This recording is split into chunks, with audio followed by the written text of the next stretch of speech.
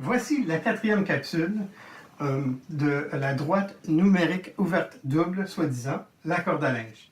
Nous allons explorer ce que ça a l'air en 9e année lors de la résolution d'équations à 2 étapes. Et après, nous allons voir lorsqu'il résoudre une équation, lorsqu'il y a des variables sur les deux côtés du système d'égal. Alors, on va commencer avec une égalité, une situation d'égalité, avec le 2x plus 8 qui est égal à 20. Alors, 2x plus 8 est égal à 20. Je les mets ensemble comme ça, et puis tout de suite, je peux l'écrire 2x plus 8 est égal à 20. Je garde cette situation d'égalité-là, et lorsque les deux cartons sont un par-dessus l'autre, si je déplace le 20, je dois déplacer aussi le 2x plus 8. Ils sont une situation d'égalité, ils seront toujours verts, c'est notre problème du départ. Moi, je me pose la question, si je mets mes variables en haut, puis mes constantes en bas, le 2x, il se retrouve à être où? Est-ce qu'il se retrouve à être à gauche ou à droite du 2x plus 8? Si j'utilise le raisonnement un petit peu, si j'ai 2x, quel que soit le x, si je n'ai 2 de ce x-là, mais j'ajoute 8 à ça. Alors, je peux facilement voir que le 2x sera à gauche du 2x plus 8. Puis de combien? Bien, il sera à gauche de 8. Alors, je peux savoir exactement que ce pont ici représente plus 8. Là, je me pose la question aussi, par exemple, où est mon 0 dans tout ça? Bien, si le 20 est positif, il sera toujours positif. Alors, le 0 va être à gauche. Alors, je peux tout de suite mettre mon 0 ici avec mon 0x.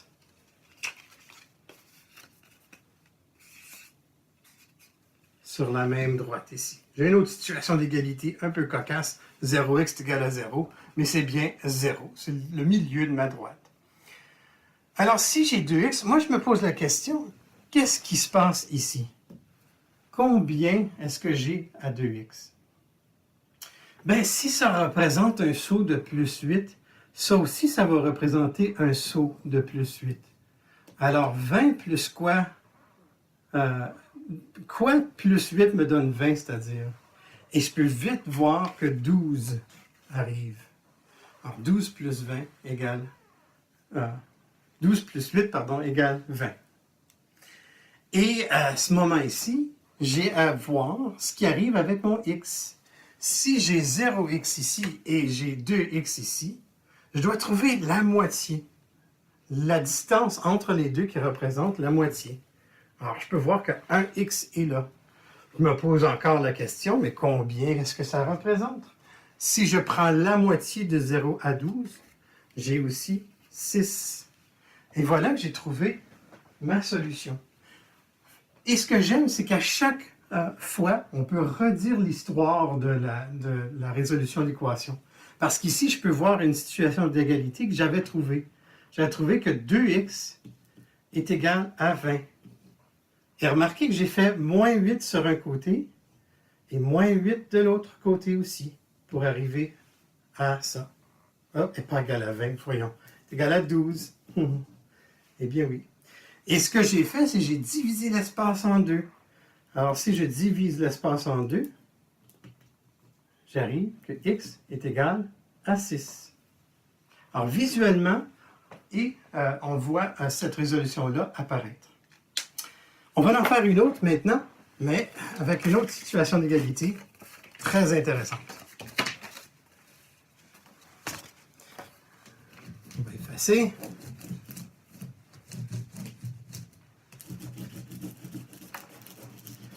Maintenant, qu'est-ce qui arrive si je vous présente 4x plus 15 est égal à 3? On va mettre cette situation d'égalité-là très claire ici. C'est très bien, elle ne bougera jamais de là. Et je peux écrire 4x plus 15 égale 0.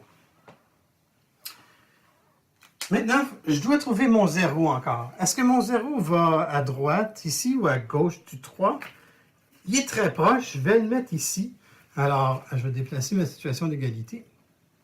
Je sais que mon 0 il est là, et je vais avoir mon 0x qui est là aussi.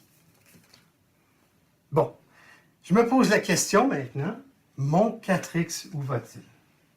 Est-ce qu'il va à la droite ou à la gauche de mon 4x plus 15?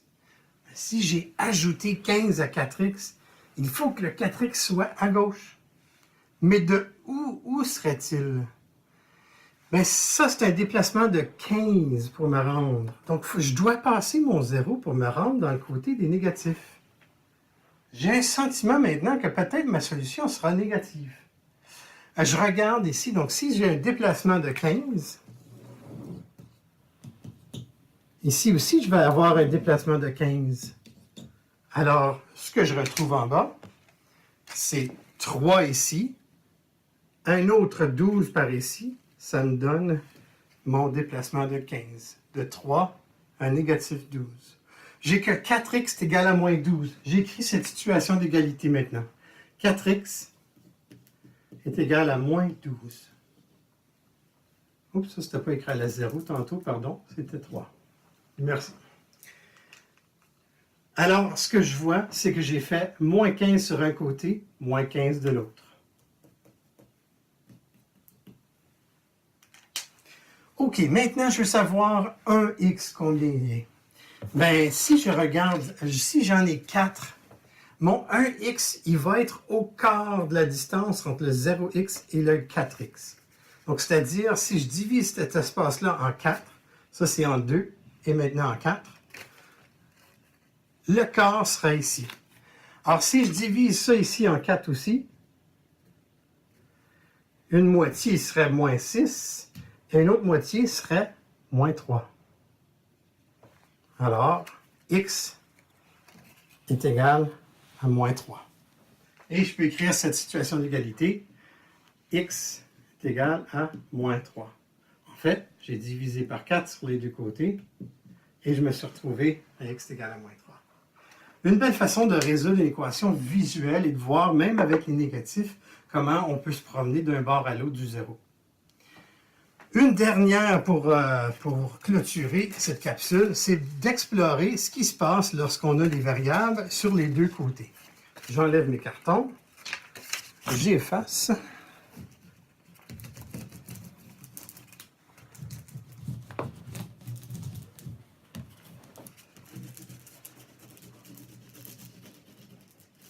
Explorons l'égalité 2x plus 9 égale à 3x moins 6. Alors, ce qu'on va faire, c'est qu'on va mettre nos variables ensemble, nos deux cartons ensemble, sur la droite en haut.